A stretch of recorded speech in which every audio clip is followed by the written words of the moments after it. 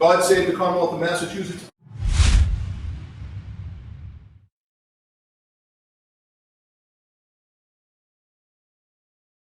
The most frequently cited argument for why Karen Read is guilty of the death of John O'Keefe is something called Occam's razor. Their narrative involves 50 people in a conspiracy. It is quite literally the opposite of Occam's razor. Occam's razor is a principle that guides us to choose the simplest explanation with the fewest assumptions when faced with competing theories. States that entities should not be multiplied beyond necessity. Occam's razor is she hit him, she left him to die, she covered her tracks. That's the simplest answer. Now, while on the surface, it might seem reasonable, the problem with this argument is that you cannot apply it, and it is not meant to be applied broadly in such a way that encompasses everything that has happened in and around the death of Boston police officer John O'Keefe for nearly 4 years. If we apply Brendan Kane's thinking to every person who's ever been charged with a crime, then there's no longer any need for a criminal justice system, because the very fact that somebody's being accused means most likely they did it according to Brendan, because the simplest explanation is the right one. You see what I mean? Conspiracy theories are not evidence. The idea that multiple police department, EMTs, fire personnel, the medical examiner, and prosecuting agencies are joined in or taken in by a vast conspiracy should be seen for what it is, completely contrary to the evidence and a desperate attempt to reassign guilt. To reassign guilt. Now this is important. Reassign guilt. From where? For guilt to be reassigned, it must first be assigned somewhere. You can't reassign something unless it has been first assigned somewhere. So let's look at what he's actually admitting to us at the unconscious level. He's admitting to us that guilt has been assigned by him to Karen Read. And critics are trying to move it elsewhere. How dare they? How dare there be a trial? How dare there be a jury? How dare there be a defense? How dare anyone try to reassign the guilt that he, Morrissey, has assigned to Karen Read? It must stop, he tells us. It upsets him. He's angry. He's aggressive. This has to stop, he says, in that arrogant, authoritative, actually weak man way. Occam's razor is she hit him, she left him to die, she covered her tracks. That's the simplest answer. The evidence all backs that up. Now, the way I have heard it used in relationship to this case is both in the sense that, Sam, what are the odds that all of these people, and by all of these people, they, of course, overgeneralize. So watch what Morrissey did. He introduced multiple police departments, EMTs, fire personnel, medical examiners, prosecuting agencies, and tried to make it a vast conspiracy. He over-egged it. Because a vast conspiracy involving, hundreds of people, let's say, and tens of different departments sounds absurd and it's easy to dismiss. But saying the law enforcement officers inside the murder house convinced everyone there that John didn't come in, that's a lot easier, isn't it? To 50, to 100. I mean, the numbers just like quadruple, right? Every time you hear it. Their narrative involves 50 people in a conspiracy. They believe that the state police, multiple units within the state police, the Canton Police Department, about a dozen civilians, are all in this conspiracy. You do realize for this conspiracy to be true, it would take 30 to 50 people. You'd have to have multiple cops on 2 different police departments, multiple civilians, the medical examiner.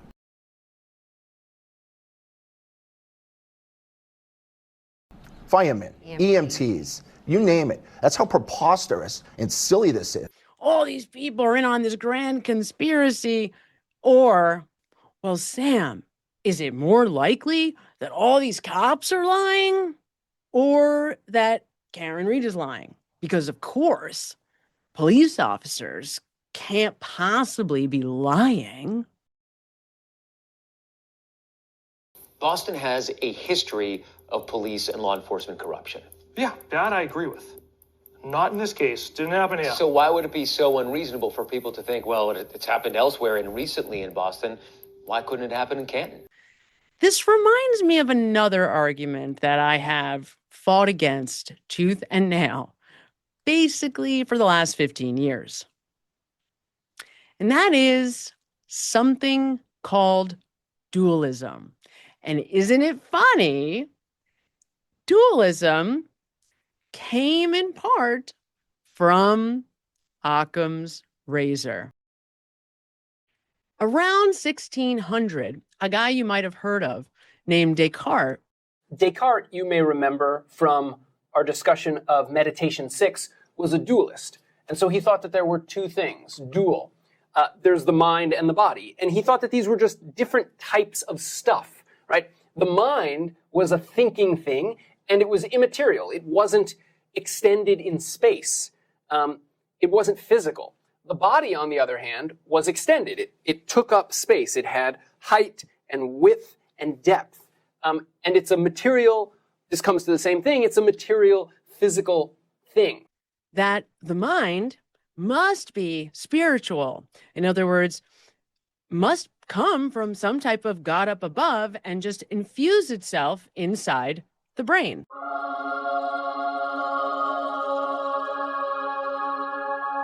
In fact, there are only 3 ways to impact cells. The first is force. Like we heard from Dr. Wolf, when something at rest is acted on by something from the outside.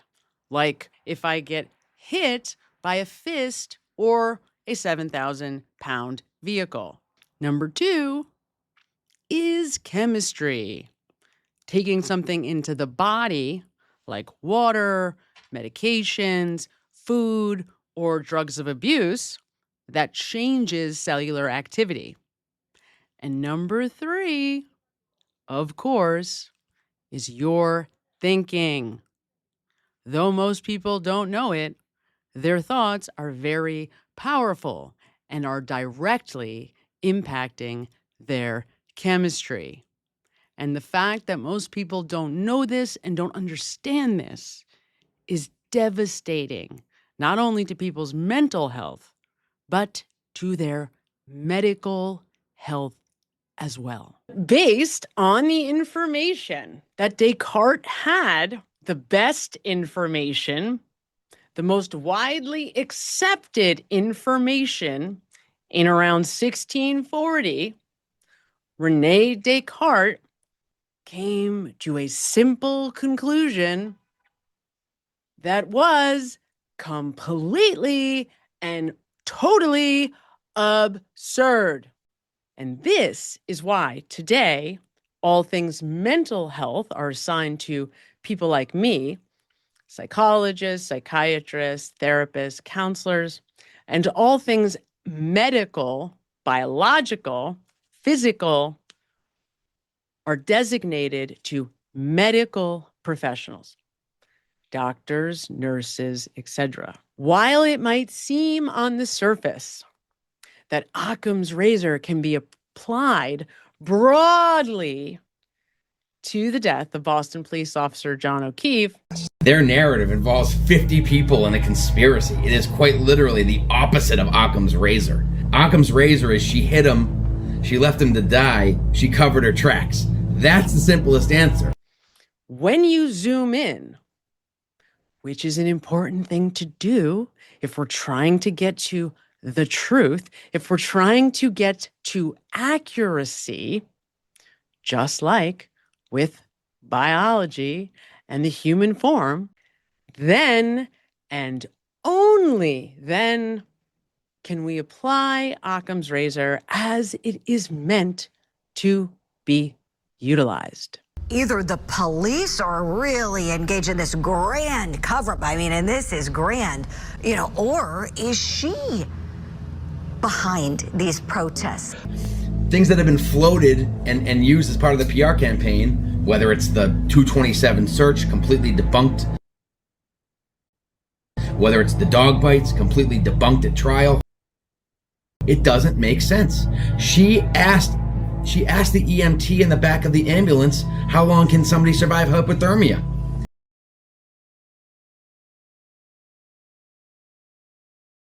The 623 and 624. So all along to this point, people have thought somebody had told her, okay, just Google it again the next morning, and then we'll say that was the search at 220, whatever. But that's not what you've discovered. Discovered that they were just copied and pasted records that they copied from another record at a different time and just pasted a different timestamp into that record and a different URL into that record to try and mess it all up and make it look different. And I'm what sure makes they you say that? I mean, the fact that it doesn't match in any other databases, that there's no corresponding records. The only corresponding records in the other databases are from previous days. They're not from the 29th. They're from way back to the 25th. None of them correspond with the 29th in the other databases. Wow. That's what gives it away. So she asked the EMT the same question she asked Jen McCabe to Google. It all ties together. Remember, if we apply Brendan Kane's thinking to every person who's ever been charged with a crime, then there's no longer any need for a criminal justice system, because the very fact that somebody's being accused means most likely they did it according to Brendan, because the simplest explanation is the right one. Some of the phone data, questions about movement and going up 3 stairs. Like we know from the data that supposedly when he went up three flights of stairs, he hadn't arrived at the house yet. Looks to me an awful lot like those steps fit perfectly with the timeline. Oh yeah, the one that the Commonwealth presented at trial. The problem here that dear Brendan Kane is having is the Commonwealth changed their story from trial 1 to trial 2 because the evidence that their own cell phone expert presented at trial debunked their entire theory. Around 12:45 in the morning, when the vehicle was in front of the residence on Fairview, That Karen Reed's phone connected to the Wi-Fi at 1 Meadows Ave at approximately 12:36 in the morning. Yes, sir. And hit him at the time that they say he died, if she was already at his house. Sure, you're talking about the Wi-Fi. Yes, yeah. Right. So, well, because I'm just, right. that's just my mind when Sure. watching this. Sure. So, we can get specifically into it, like in terms of like the car data and stuff like, So, Yeah. so the Lexus, her Lexus had text stream data. This is an interview given by WEEI and another dear friend of John O'Keefe. Now, here, when asked about the Wi-Fi connecting at 12:36, he starts talking about the text stream data.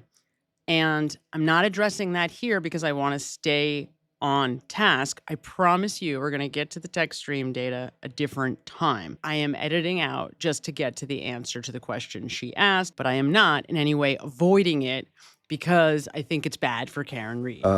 If you follow the timeline there's about 5 or 6 minutes between the time, close to 5. I mean, it depends on if it's, 4:59 or whatever, right? So there's about 5 minutes there between when we believe the accident happened and when the Wi-Fi connected. Now, the Wi-Fi can connect outside the house. You can pull in the driveway and that Wi-Fi can connect. It doesn't have to be, I'm sitting in front of the router, you know what I mean? It just can, so.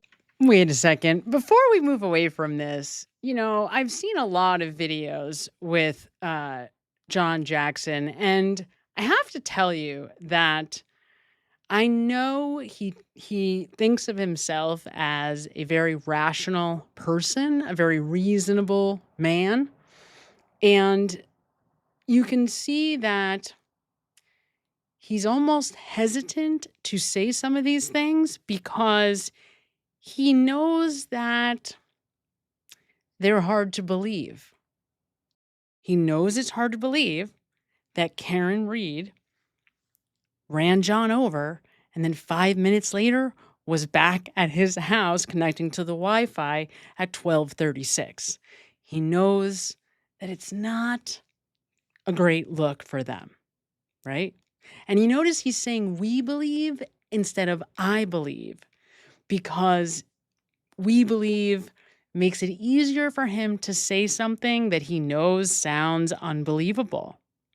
Safety in numbers, right? It makes me wonder whether or not this guy, of all of the friends and family, isn't the one who has secretly deep inside some very serious doubts. So you can testify based on that by 12:36 in the morning, Karen Reed was not at 34 Fairview, correct? That's correct. Some of the phone data, questions about movement and going up 3 stairs. Like we know from the data that supposedly when he went up three flights of stairs, he hadn't arrived at the house yet. By the time Trial 2 came along and the state spent $650,000 to hire an accident reconstruction company that was supposed to be legitimate called Aperture. Yes. Just walking backwards or actually sideways into the Lexus. What I've done is I've painted the Lexus right rear tail light with what's called grease paint. And sort of like paint, but it doesn't dry. Showing the photographs again. I'm doing test 2.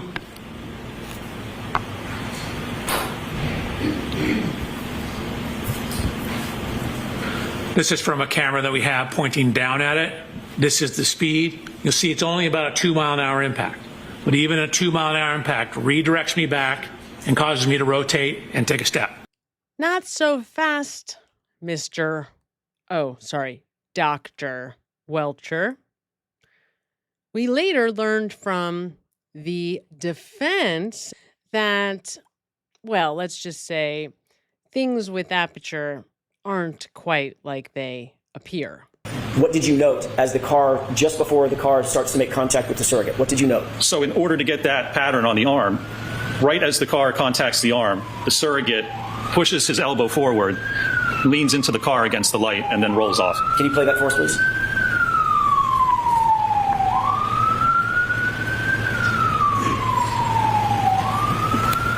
Did you see what you were describing in that video?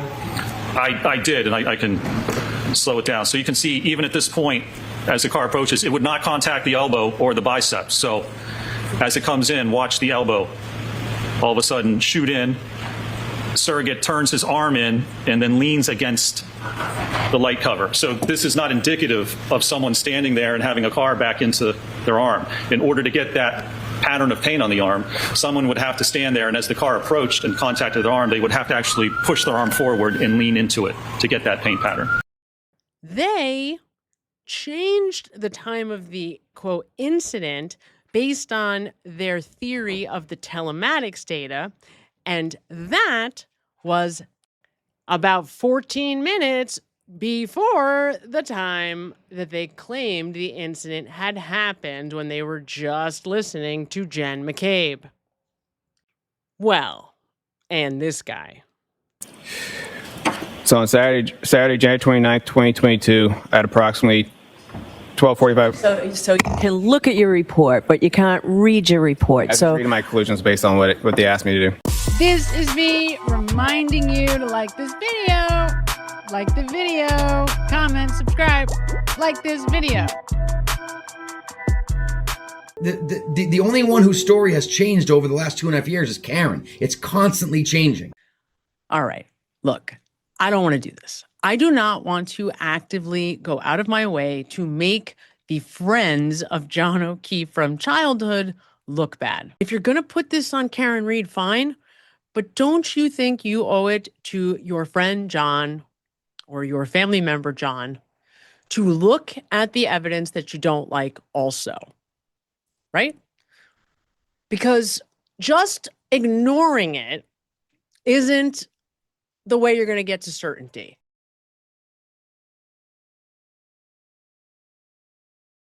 It is the defense counselor's duty to protect the rights of the individual, as it is the prosecution's duty to uphold and defend the laws of the state. Justice for all. Only we have a problem here. I live inside my own world of make-believe. Kids screaming in the cradles, profanities. I see the world through ice covered in ink and bleach. Cross out the ones who heard my cries and watched me weep. I love everything. Fire spreading all around my room. My world's so bright, it's hard to breathe, but that's alright.